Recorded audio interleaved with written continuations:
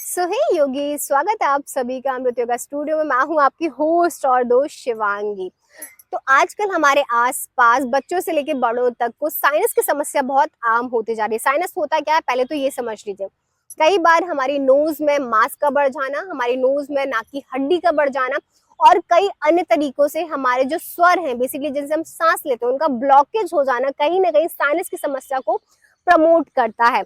अब अगर आपके नोज में ये सारी चीजें होती है तो क्या होता है? सबसे पहली चीज तो ये आपके कानों का बहना स्टार्ट हो जाता है, आपके कानों में ब्लॉकेज होना स्टार्ट हो जाता है। और अगर ये समस्या ज्यादा बढ़ती है तो कहीं ना कहीं आंखों की रोशनी पर भी ये गलत असर डालती है। आपकी आंखों की रोशनी कम उम्र में ही कमजोर होना स्टार्ट हो जाती है। तो साइनस को पहले कंट्रोल करने के लिए मैं यहाँ पे आपको 3 टिप्स दे रही हूँ, जो कि आपको डे टू डे लाइफ में जरूर इंक्लूड करना है। स्पेशली क्या होता है, ये बच्चों पे सबसे पहले इम्पैक्ट डालती है, क्योंकि बच्चों को इतनी केयर करने की आदत नहीं होती है। वो डे टू डे लाइफ में कभी भी कुछ भी खा लेते हैं, कभी ठंडा खा लिया, कभी गर्म खा लिया, कभी किसी भी तरीके के एनवायरमेंट में धूल वगैरह में जाके खेलने लगे। तो क्या होता है, उनके जो नोज होते हैं उनमें से पार्टिकल्स चले जाते हैं, जिनकी वजह से वो क्लीनिंग ना होने की वजह से लगातार स्टोर होते होते वो साइनस की समस्या में तब्दील हो जाते हैं। तो यहाँ पे वो 3 टिप्स क्या है। नंबर 1 टिप ये है कि आपको ठंडा खाने पे कंट्रोल करना है। कोशिश करें, आप जितना गर्म खाना खाएंगे, जितना नॉर्मल रूम टेम्परेचर का आप खाना खाएंगे, उतना ज्यादा बेनिफिशियल होगा। अगर आप बहुत ज्यादा ठंडा खाना खाते हैं तो कहीं ना कहीं आपके साइनस को इम्पैक्ट करता है, उसको स्टिमुलेट करता है और उसकी समस्या को बढ़ाता है। सेकेंड थिंग ये कि जब भी आप खाना खाते हैं, सुबह और शाम में, जिस भी समय में, उसमें आपको हमेशा कोशिश करनी है कि आप कम से कम 15 मिनट की वॉक जरूर करें।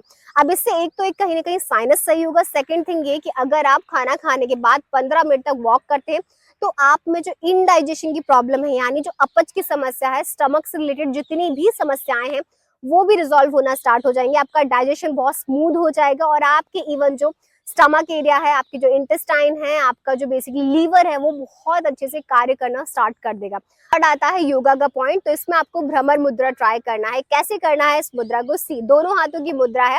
सबसे पहले आपकी जो इंडेक्स फिंगर है, इसको थंब पर इस तरीके से नीचे डाउन में प्रेस करना है, यानी बेस एरिया पर आपको प्रेस करना है। एंड आपकी जो मिडिल फिंगर है उसको थंब के टिप से अटैच करना है। दोनों फिंगर्स तरीके से ज्वाइन रहेंगी। You have to put like this, okay. And इस तरीके से आपको मुद्रा बनानी है और उसको लंबे समय तक इसी तरीके से आपको होल्ड करके रखना है।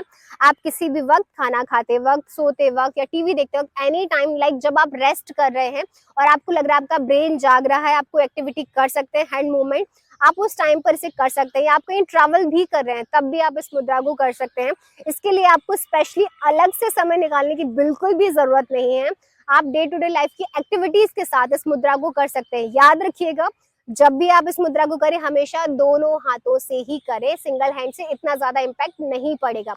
एंड सेकेंड थिंग, हमेशा मुद्राओं का हिस्ट्री ये रही है कि जब भी आप कोई मुद्रा करते हैं तो आपके ब्रेन में जो थॉट्स हैं, आपके दिमाग में जो लगातार थॉट्स आ रहे हैं, उनका शून्य होना बहुत जरूरी है। अगर लगातार थॉट्स चलते रहेंगे तो कहीं ना कहीं वो आपकी जो मुद्राओं की जो बेसिकली स्टिमुलेशन है उस पर फोकस नहीं जाने देगा। इसलिए कोशिश करें, जब भी आप किसी आसना में बैठे या किसी प्राणायाम में बैठे या किसी मुद्रा में बैठे, तो अपने ब्रेन को रिलैक्स करके जरूर बैठे।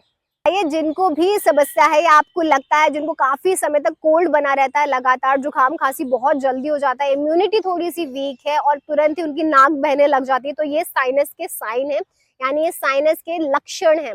तो उनके साथ ये वीडियो शेयर कीजिए, उनको ज्यादा से ज्यादा इस चीज की प्रैक्टिस कराइए। बहुत ही सिंपल है, इसके लिए आपको हार्डली 10 मिनट का समय निकालना पड़ेगा और बहुत ज्यादा फायदे भी मिल जाएंगे। अब मैं चलती हूँ, लेकर आऊंगी कुछ नया वीडियो, ऐसी कुछ नई इजी पीजी इन्फॉर्मेशन जिसमें मिलेगी आपको ढेर सारी ऐसी रोचक योगा से जुड़ी जानकारी। यस, जाते जाते मुझे फॉलो करना ना भूलें, लाइक करें, कमेंट करें, मेरे वीडियो को ज्यादा से ज्यादा शेयर करें। और साथ ही आपको किसी समस्या पर अगर वीडियो चाहिए तो आप कमेंट सेक्शन में जाके कमेंट करके मुझे बता सकते हैं। अगली बार मैं कोशिश करूंगी उस पर एक नया वीडियो लेकर आऊं। हर हर महादेव।